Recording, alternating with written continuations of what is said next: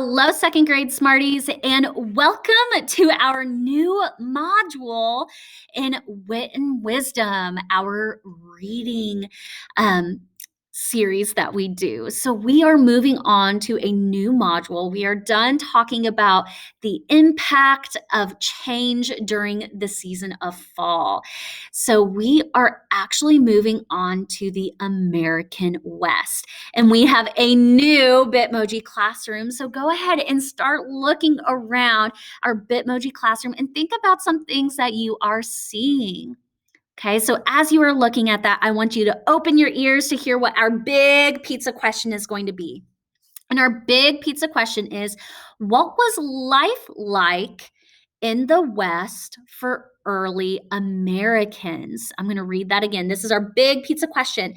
We are not going to answer this question in a day or a week. We are going to have to read and explore different books to understand what is happening with this question. What was life like in the West for early Americans? And our pizza slice question for the first book we are reading is, how did the actions of the American Indians and early Americans impact the prairie in the American West? And our pizza bite question, and this is the first thing we do when we read a new book, and that is, what do you notice and wonder about the buffalo are back? So the buffalo are back is our first book. So the first thing we always do when we read a new book is we notice and wonder. But before we read the book, I want you to think of some questions that you might have from some of our pages. So this is the cover, the front cover of our book. This is the first page of our book. What do you notice about the illustrations on this page? Tell me in the Ed Puzzle, what do you notice about the illustrations on this page? I notice that there's fire. I notice that there's someone in the corner here on a horse, and I notice some smoke. So what is something that you might wonder about this? I wonder, why is this grass on fire? Why are people standing here watching it catch on fire? What about on this page? What do you notice on this page of the book? Tell me in the Ed Puzzle. I notice that it looks like there's a kind of machine here that is moving on the grass. It kind of looks like a mix between a train and a tractor. I wonder, how did people create this piece of machinery to use? And what is a wonder that you have about this page? Tell me in the Ed Puzzle. I wonder, where is this piece of machinery? Where is it? Why are they moving in the grass? And on this page, I notice, and I'm sure you notice too, that the ground has some brown grass and some green grass. I wonder, what is this a picture of out in the middle of the illustration? All right, so as I read this book, I want you to start thinking if this book is a book that tells a story or gives us information. So I'm going to go ahead and read this. So buckle in. We are reading a new book. Here is our first page. It says, in a time long ago, an orange buffalo calf was born. He wobbled to his feet and blinked. A lark flew to the top of a 6-foot blade of grass and sang as sweetly as a panpipe. A town of prairie dogs barked. The green gold grasses of the plains rippled like waves from horizon to horizon. On that day in the mid 1800s, 75 million buffalo roamed in North America. So, how many buffalo? 75 million. In little more than 50 years, there would almost be none. What happened? The answer is a story of the American Indians, the buffalo, and the grass. So, who or what do you think this story is going to be about? Tell me in the puzzle. All right, here we go. So, I'm going to try to show these illustrations as best as I can. All right, the American Indians. On the day that the calf was born, the air was smoky. The Indians who lived on the plains were setting the grasses ablaze as they had for thousands of years. The fire was good for the prairie. The calf may have been afraid of the flames, but they kept the trees from taking over the grasslands. The fire's ashes put nutrients into the soil, making the grass healthier for the buffalo that ate it. By taking care of the grass, the Indians took care of the buffalo. In return, the buffalo took care of the Indians and the plains. Buffalo were the Indians' food and were used to make their shelter and clothing. The buffalo never ate too much grass, and their sharp hooves helped rainwater reach into the soil, keeping the prairie healthy. The orange calf learned to roll in a dust wallow. He watched the prairie chickens show off their exotic feathers.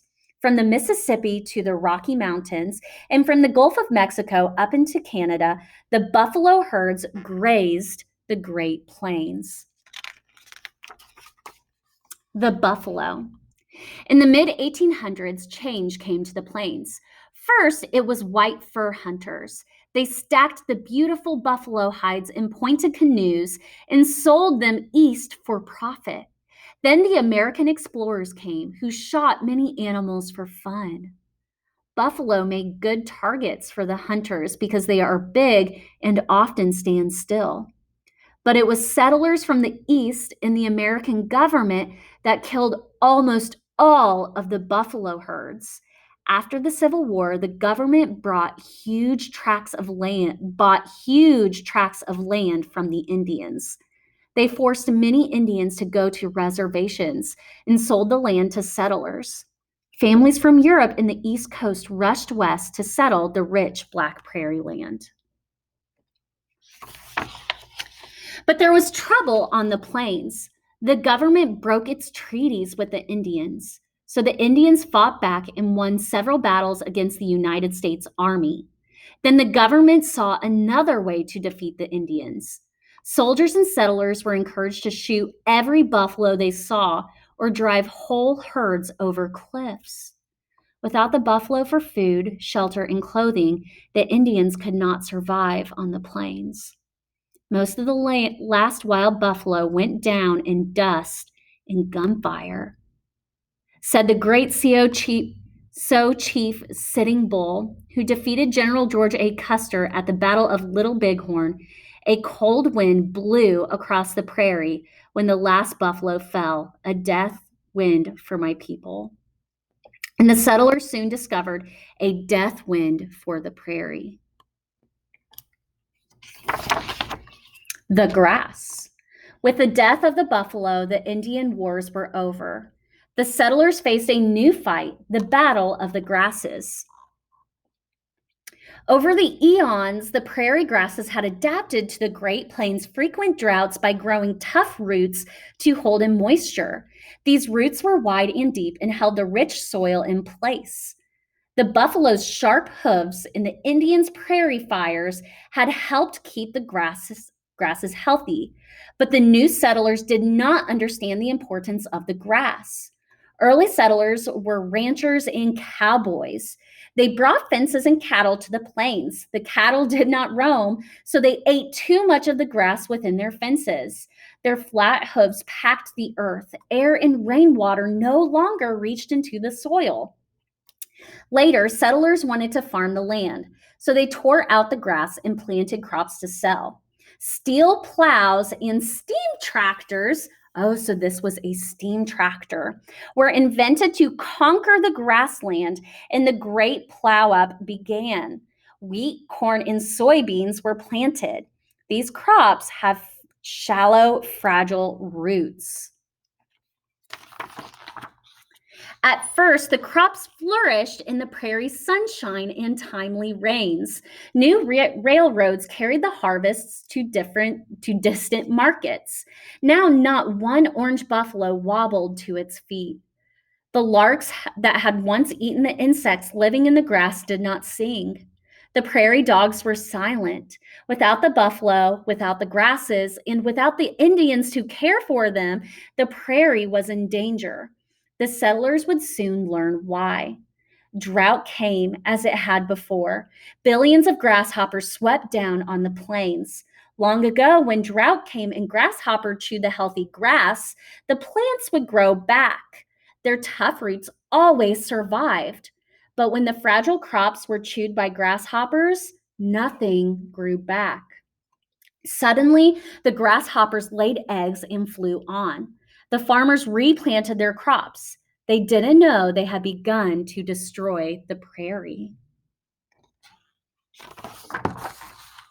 When the buffalo lived on the prairie, their sharp hooves helped rain reach deep into the earth, and the tough roots of the grass held in the wet.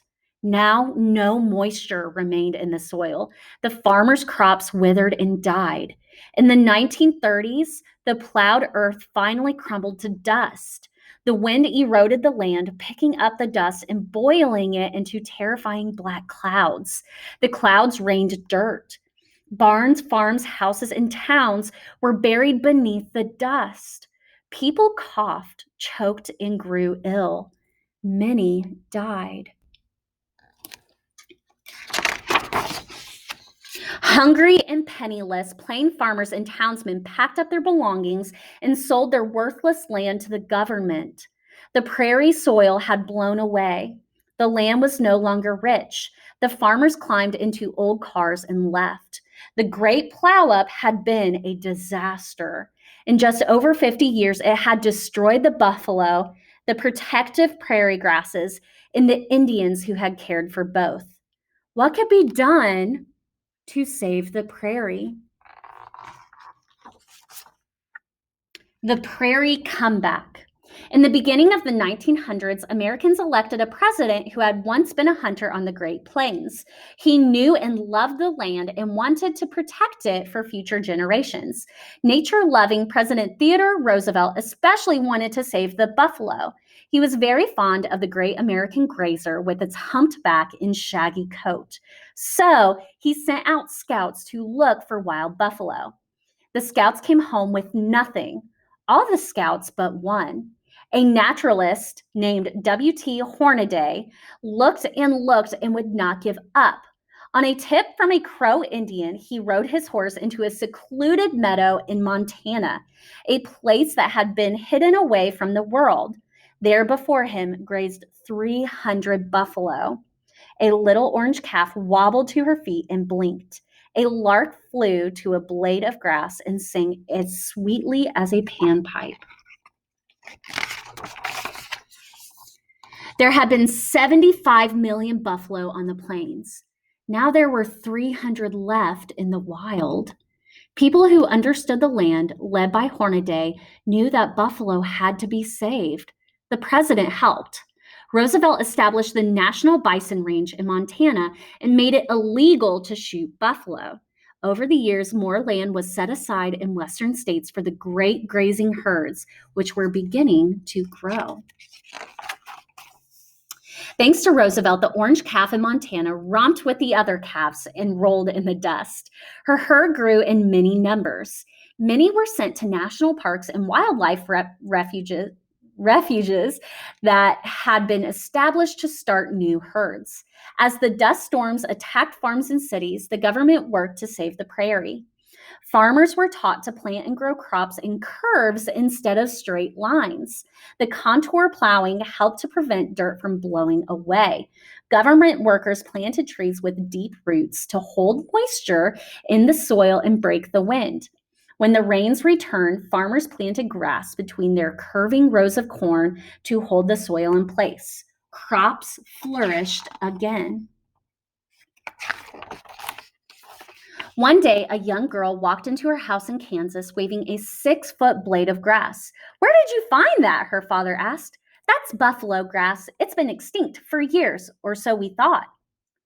"In my schoolyard," she said. "That is land that was never plowed," her father told her. Like many older people living on the prairie, he longed to see the beautiful grasses again. "Let's try to find more of these tall native grasses," he said. "Perhaps the tall grass could come back to the plains." People like the girl's father rounded up kids, parents, botanists, farmers, and merchants.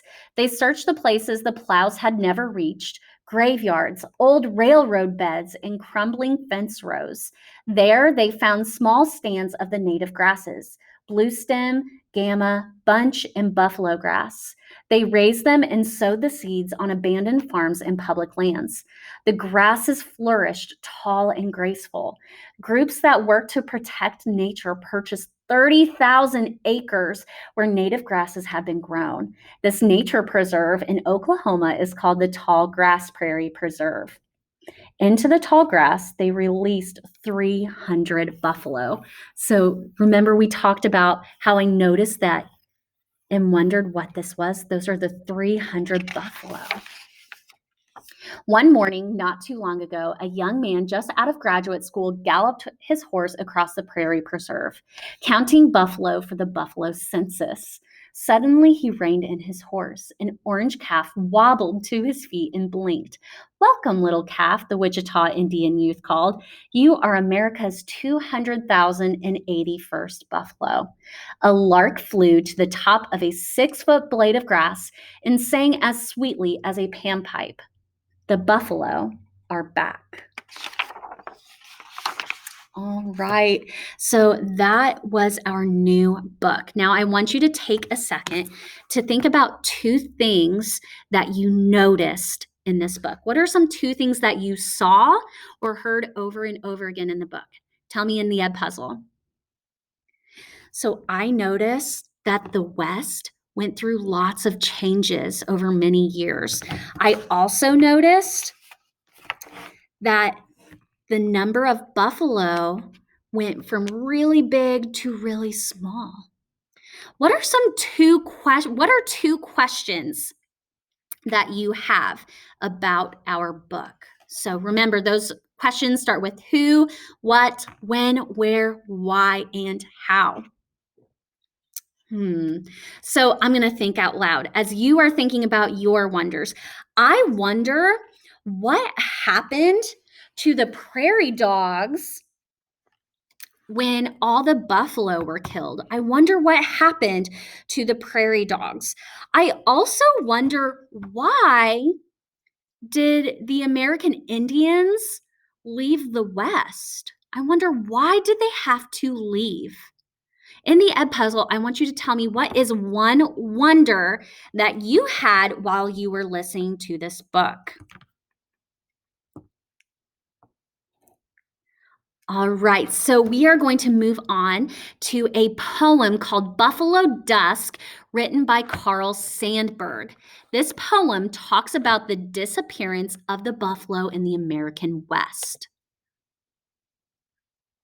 Buffalo Dusk by Carl Sandburg. The buffaloes are gone,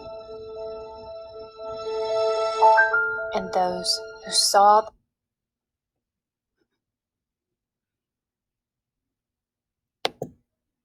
All right, so Miss Mason will actually read this poem to you as my computer is thinking. All right. Here is our poem, Buffalo Dusk. The buffaloes are gone, and those who saw the buffaloes are gone. Those who saw the buffaloes by thousands in how they pawed the prairie sod into dust with their hooves, their great heads down, pawing on in a great pageant of dusk. Those who saw the buffaloes are gone, and the buffaloes are gone. What picture did you put in your head when you were listening to this poem? What were you thinking about when you heard this poem? Tell me in the Ed Puzzle. What were you thinking about when you heard it? The buffaloes are gone, and those who saw the buffaloes are gone. Those who saw the buffaloes by thousands and how they pawed the prairie sod into dust with their hooves, their great heads down, pawing on in a great pageant of dusk. Those who saw the buffalo are gone, and the buffaloes are gone. So in my head, I see a picture of an empty prairie, of an empty land with no one there. What did you see? Tell me in the Ed Puzzle. In your head, what did you see when I read this poem? All right. So this book talked about early Americans. That means it talked about the American people that lived a long time ago when the United States was a new country. What did some of the early Americans do for work when they lived in the West? In the Ed Puzzle, I want you to answer the question, what did early Americans do for jobs when they moved out to the West? So think back to the book. So these pages, and think back about what did the Americans do in the West? What did they do with the land? Tell me in the Ed Puzzle. All right, so the Americans, the early Americans, they wanted to use that land to farm. They thought that they could use those big pieces of land to make crops. But did the crops work?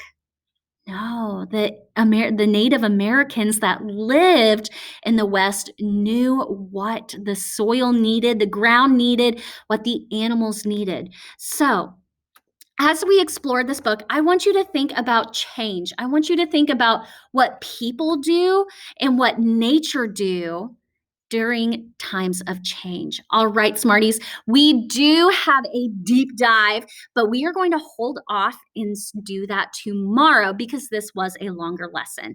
As you guys are thinking about this book, and as you listen to this book, I want you to think, how have we changed the West? All right, Smarties, as always, keep that growth mindset. Good learners do hard things, and I will see you tomorrow with another lesson about our buffalo. Bye, guys, and happy learning.